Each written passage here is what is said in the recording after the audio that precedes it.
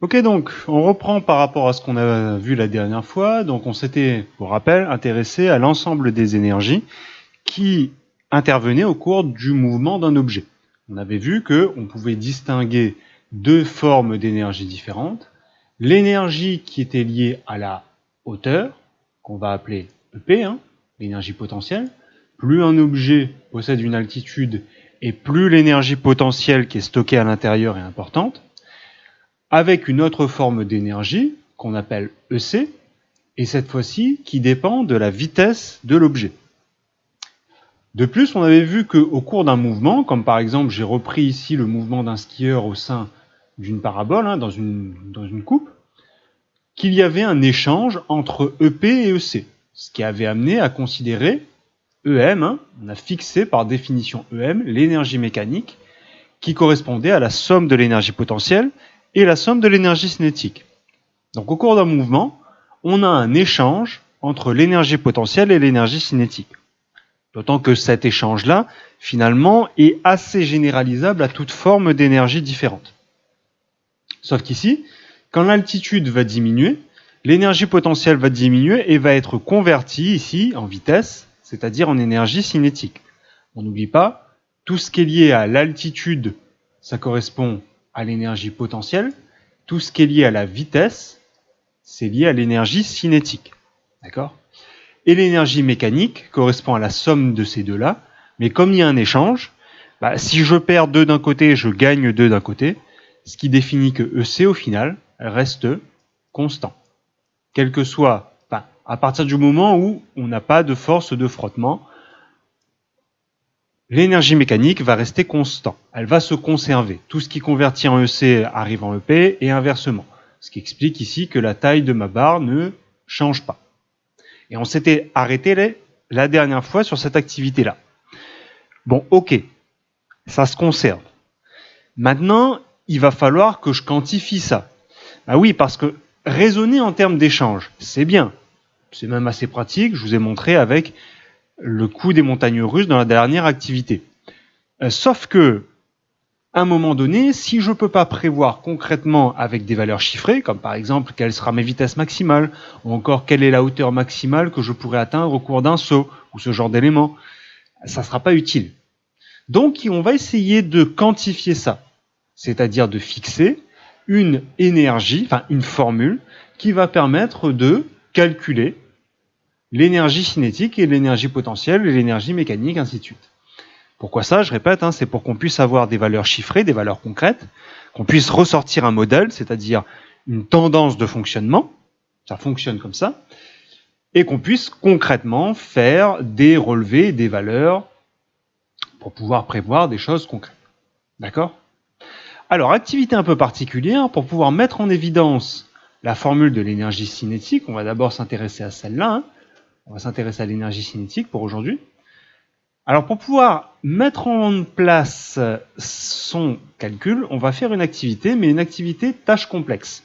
C'est-à-dire par rapport aux choses d'avant, directement, on va faire une activité pseudoment évaluée. Bon, c'est pas évalué, c'est juste pour que vous puissiez vous réentraîner à cette histoire de tâche complexe, et notamment travailler sur une chose, c'est les graphiques. Analyser correctement un graphique et surtout en retirer un modèle à partir de ce que vous avez là. D'accord? Bon, donc c'est l'activité tâche complexe. Vous voyez qu'il n'y a pas question 1, 2, 3 comme on a l'habitude, on n'a qu'une seule question, elle est là. Une seule question et 2 documents. Et à vous de dérouler le travail de la tâche complexe comme d'habitude. Si vous êtes à l'aise, vous pouvez directement mettre la vidéo sur pause et essayer de répondre à la question en rédigeant cette histoire de compte-rendu, c'est-à-dire en faisant les étapes qu'on a l'habitude de faire. Sachant que l'étape de lien entre les documents et l'étape de mesure est assez liée. D'accord? Donc si vous êtes à l'aise, vous pouvez mettre la vidéo sur pause et essayer d'attaquer. Pour les autres, ceux qui ont du mal, je répète, une tâche complexe, c'est pas un exercice classique, vous voyez pas petit 1, petit 2, petit 3, comme les activités d'avant. Une seule question, plein de documents. On ne peut pas répondre avec une seule phrase et puis point. Je répète, je vous remets ici les différentes étapes, si vous voulez être au point. On vous demande de faire un compte-rendu ici. Donc pour rédiger ce compte-rendu-là, moi je vous propose systématiquement 5 étapes. Les 5 étapes, plutôt qu'on va combiner en 4 étapes, ou plutôt 4 étapes et demie. Alors déjà, faire une tâche complexe, c'est faire la problématique. Je vous rappelle, hein, qu'est-ce qu'on veut savoir ici? On lit la question et on essaie de reformuler par rapport à ce qu'on veut savoir, sachant que j'ai un peu déblayé par rapport à ce que j'ai dit avant. Donc en 1, la problématique. En 2, décrire les documents. On doit avoir 2 ou 3 infos. Je répète, hein, 2 ou 3 informations par document. D'accord? Sachant qu'ici, faites attention, vous n'avez pas de texte. Et c'est là l'intérêt de l'exercice. C'est-à-dire que vous n'avez pas un joli texte où on va piocher les informations au fur et à mesure. Là, vous avez des graphiques avec le titre des graphiques qui sont précisés. Et donc, il va falloir retirer des informations de ces 2 documents-là. Un conseil, regardez bien ce que représente ce graphique-là et les informations qu'on vous donne dans les titres des graphiques.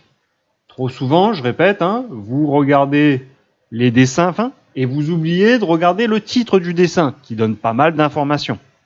D'accord? Donc petit 1 problématique, reformuler ce qu'on veut savoir ici. Petit 2, décrire les documents. Donc pour chaque document, 2 ou 3 informations. Donc là, il va falloir décrire ce que nous apprend les graphiques, ce que représentent ces graphiques-là. D'accord? Et c'est là que, exceptionnellement, je vais combiner 2 choses. Une étape de mesure, vu qu'il n'y a pas vraiment de calcul à faire ici.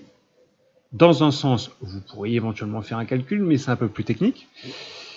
Et on va mettre directement le lien ici. Tout simplement parce que, pourquoi je vais relier? Normalement, la mesure et le lien, c'est quelque chose qui sont séparés. Je le mets en 2 parties différentes. Sauf qu'ici, vous allez voir que, finalement, faire la mesure, c'est-à-dire exprimer ce que m'apprend ces différents graphiques, ça fait le lien pour pouvoir répondre à la question. Et donc, en dernier, mettre la conclusion. D'accord? Donc, si vous voulez, sur cette activité-là, pour vous y repérer, donc il va falloir répondre à cette question-là. Pour pouvoir répondre à cette question-là et donc faire le fameux compte-rendu dont on nous parle ici, c'est pas une phrase et puis point. D'accord? C'est pas une activité avec une seule question. Hein. Enfin, c'est une activité avec une seule question, certes, mais on doit répondre en plusieurs étapes. D'accord? Écrivez la problématique, décrivez-moi les documents, c'est-à-dire que chaque graphique représente quoi? Mesurez lien. Chaque graphique me permet finalement d'en déduire quelque chose, et c'est là en fait la partie un peu difficile. Chaque graphique va m'apprendre quelque chose de particulier. Quand je vois la tête des graphiques, il y a des choses obligatoirement que je veux me dire, sachant qu'on a déjà pas mal travaillé dessus. D'accord? Je vous ai déjà dit, parmi les 4 graphiques que vous avez là, 1, 2, 3, 4, parmi les 4 graphiques que vous avez là, il y en a 2 qui doivent vous sauter au visage et vous dire « Ah bah tiens, c'est vrai que le prof, il m'avait dit, quand je vois ça, ça veut dire ça. » Et surtout, c'est pour ça qu'il y a l'étape de lien, hein, qu'est-ce que ça signifie mathématiquement parlant? Parce que ça vous permettra de faire la 4e, c'est-à-dire rédiger la conclusion, répondre réellement à la question. D'accord? Sachant qu'il y a des choses que vous devez repérer assez vite. Hein. On vous parle d'énergie cinétique, on a parlé EC. On a parlé de la masse, on me parle de M. On a parlé de vitesse, on me parle de V. Donc à vous d'essayer maintenant de vous dépêtrer avec ça. Je vais couper ici un peu court la vidéo d'explication, hein, elle est peut-être un peu plus courte que les autres, mais c'est juste pour que vous essayiez justement de mâcher. La question qui vous est posée ici n'est pas hyper compliquée en fait. Maintenant, c'est le raisonnement pour trouver la réponse qui est intéressant. Et c'est là-dessus que je veux que vous vous entraîniez à développer votre raisonnement logique. D'accord? Donc, je répète la consigne. Donc, il faut faire l'activité à partir de la question qui est là. Hein. La question, je répète, la question, elle est là. Il faut répondre à cette question-là. Et pour répondre à cette question-là, on fait les 4 étapes qui sont là. Écrivez-moi la problématique, décrivez-moi les documents, faites les mesures et le lien entre chaque document, et répondez à la question. Sur le cahier, c'est mieux. D'accord? Donc, je vous laisse vous dépêtrer avec ça et on se retrouve pour la vidéo correction. À tout de suite.